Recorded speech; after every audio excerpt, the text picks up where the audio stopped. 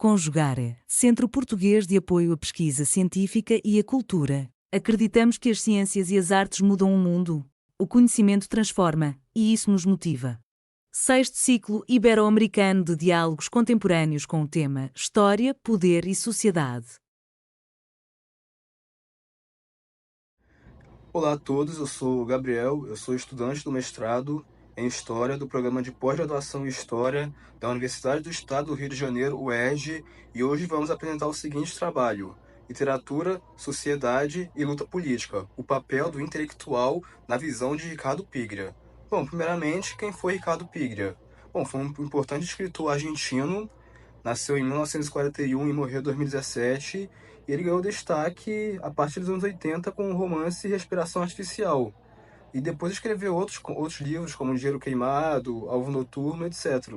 Além de ter livros também sobre crítica literária e teoria literária, como, por exemplo, Formas Breves e Último Leitor. E também, ali entre os anos 90 e os anos 2000, foi professor de literatura comparada na Universidade de Princeton, em Nova Jersey, Estados Unidos. No entanto, o objetivo do nosso trabalho é focar no jovem Piglia, ou seja, no Piglia dos anos 60 e 70. É porque nessa época o Piglia já era um jovem escritor que publicava livros, trabalhava em editoras, escrevia textos de crítica literária em revistas literárias, mas ao mesmo tempo também ele era um intelectual muito ligado ao campo da esquerda argentina, principalmente sempre ligado muitas às questões políticas e teóricas da época, buscando sempre trazer debates relacionados à crítica literária, à cultura e à produção artística e, claro, ao papel do intelectual na sociedade. E no caso específico do nosso trabalho, a gente vai trabalhar como o Piglia acha a questão do intelectual na sociedade, principalmente nos processos de transformações sociais, processos revolucionários, enfim, principalmente no contexto da América Latina.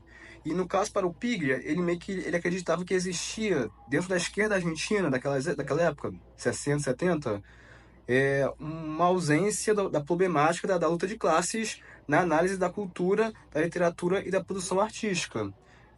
O que resultava, é claro, na ausência de uma perspectiva revolucionária e na falta de uma articulação da prática do intelectual com as lutas da classe operária. E essas intervenções de Piglia, essas ideias de Piglia, são encontradas principalmente em revistas literárias. E no caso a gente vai analisar dois textos do Piglia, certo? Uma que é um ensaio presente no periódico Literatura e Sociedade de 1965, e o outro, na verdade, é um debate onde o Piglia participou numa revista chamada Nuevos Aires em 1971. Então, a partir dessas duas intervenções públicas do Piglia que vamos analisar as suas ideias. E é claro, e sobre o primeiro texto, de 1965, Piglia foi um dos organizadores dessa revista, chamada Literatura e Sociedade. Mas só que foi publicada uma única edição em 1965, que durou apenas um número. E o Piglia foi responsável pelo ensaio de apresentação da revista, onde o Piglia então apresenta suas principais preocupações sobre as questões políticas, enfim, sociais e culturais da Argentina naquela época.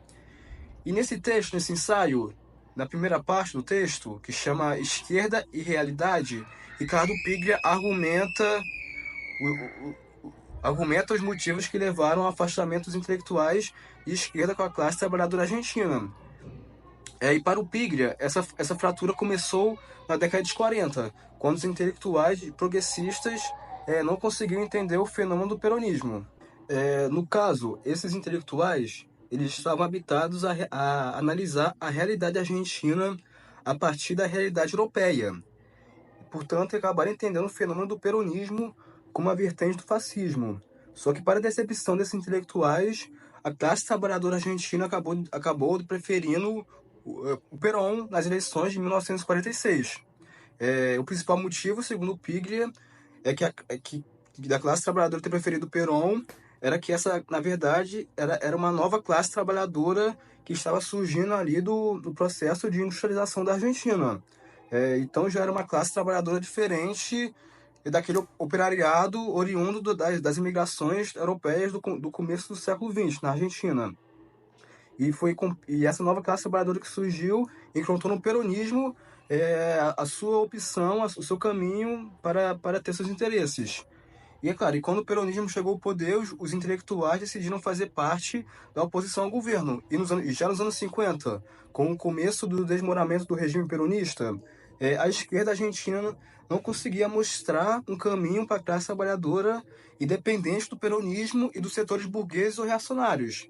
E com isso, meio que a esquerda, os intelectuais de esquerda, acabaram aceitando a queda de Perón em 1955 pelos setores da burguesia e do exército.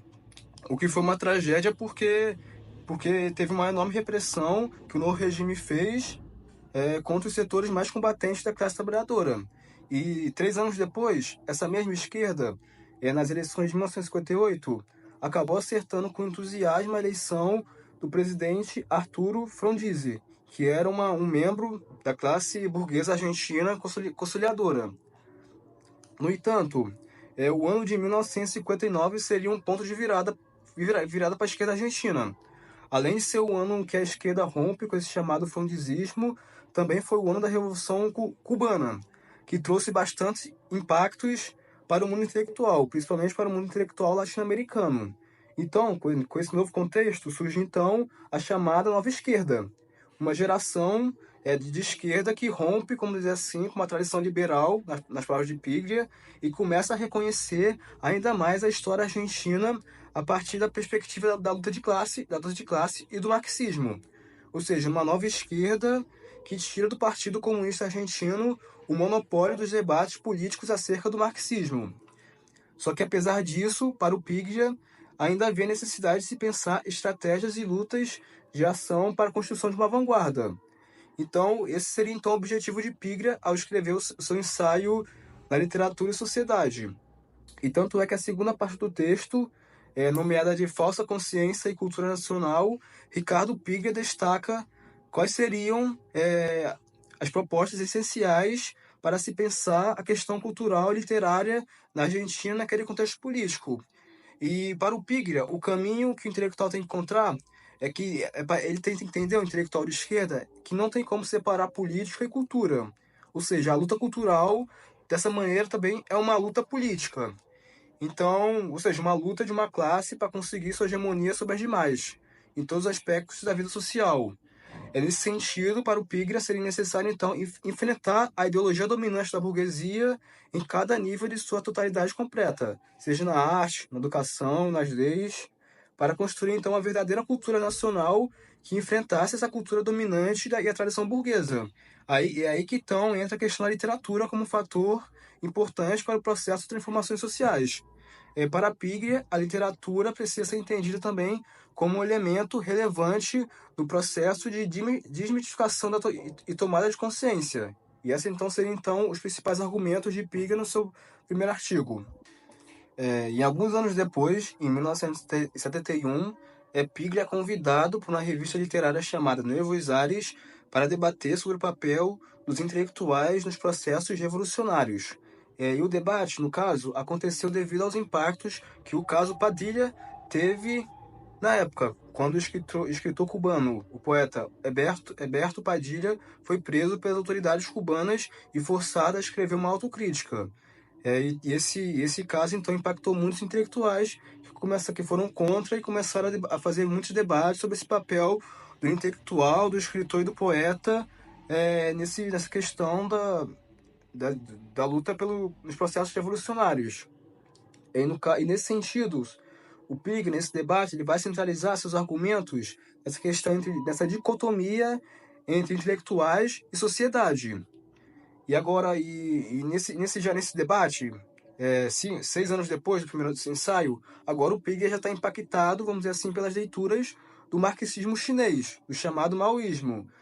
E ele vai dizer, então, o Piglia vai dizer nesse debate que havia na esquerda argentina daquela época, 71, uma ausência da problemática da luta de classes na análise da cultura, da literatura e da produção intelectual. Resultando na ausência, como eu disse, de uma perspectiva política verdadeiramente revolucionária que articulasse a prática intelectual com as lutas populares.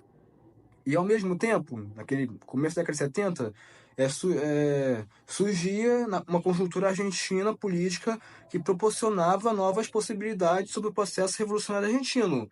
Por exemplo, o Piga cita a questão das lutas de classe, as lutas da classe operária no chamado Cordobaço, que aconteceu 2 anos antes, e também as aparições das guerrilhas e dos movimentos peronistas fortes, que traziam então uma nova conjuntura política propensa a um processo revolucionário na Argentina. Só que, tipo, para o Piglia, nesse debate, mesmo com essa conjuntura, vamos dizer assim, revolucionária, grande parte da intelectualidade de esquerda possuía uma incapacidade de como lidar com esse tipo de situação. É, é, para o Piglia, dizia que muitos escritores praticavam uma ideologia literária que separava a luta de classes da prática social. Seria então uma ideologia que define esses intelectuais, esses escritores, esses poetas, como os únicos conscientes críticos de toda a sociedade. O que para Piglia isso é um erro, porque para Piglia, já influenciado pelas ideias do marxismo chinês, do maoísmo, as massas populares também devem ser os críticos da sociedade, não só os intelectuais. E no decorrer do debate, Piglia vai falar muito da questão também da criação de uma cultura revolucionária de esquerda. E no caso, Piglia usa como principal argumento a ser seguido a produção artística de vanguarda soviética dos anos 20. Nesse sentido, o Piglia crê que é importante analisar essas experiências desses intelectuais e artistas, como, por exemplo, Sergei Tretyakov, o Eisenstein no cinema, e até mesmo o próprio dramaturgo alemão Bertolt Brecht. E para o Piglia, o Bertolt Brecht foi um principal continuador, ali, a partir dos anos 30, dessas vanguardas soviéticas dos anos 20. E para o Piglia, esse contexto dos anos 20, dessas vanguardas soviéticas, seria então um dos momentos mais significativos na história da estética marxista. Exemplo de uma relação criadora entre vanguarda política e vanguarda artística. E sobre o papel do intelectual, o Piglia vai abordar que a maneira de resolver a contradição entre a falta da prática social dos intelectuais é que os intelectuais pertencessem a organizações revolucionárias. Piglia chega a citar o exemplo do escritor argentino Rodolfo Walsh, que era um escritor que juntava sua prática literária com sua prática política como militante de organizações sindicais do movimento peronista. Então para o Piglia, o Rodolfo Walsh era um exemplo de intelectual a ser seguido. E por fim, para Piglia, a questão principal não seria o problema da consciência dos intelectuais, mas sim o problema da falta da prática social desses intelectuais. Então para Piglia, o que falta para esses intelectuais seria então essa prática social. O intelectual precisa se organizar em organizações revolucionárias para conseguir ter sua prática literária ser junta com a prática com a prática social e política. Então, nesse sentido, a partir dessas duas intervenções de Piglia, tanto no texto de 65, Literatura e Sociedade, quanto nesse debate realizado na revista Nuevos Aires, 71, Piglia fala que o intelectual tem que ser aquele alguém que pensa uma organização e uma produção crítica e artística ligada a uma cultura de esquerda revolucionária, porém ao mesmo tempo um intelectual que também esteja ligado às organizações revolucionárias que visam a luta de classes como motor da história. Em poucas palavras, para Piglia, o papel do intelectual na sociedade, ele tem que ser alguém que encontra-se tanto na vanguarda artística quanto na vanguarda política. Esse seria, então, o modelo para Piglia de um intelectual de esquerda.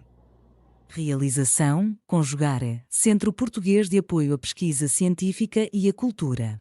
Inscreva-se no canal, comente, curta e compartilhe. Obrigado por assistir.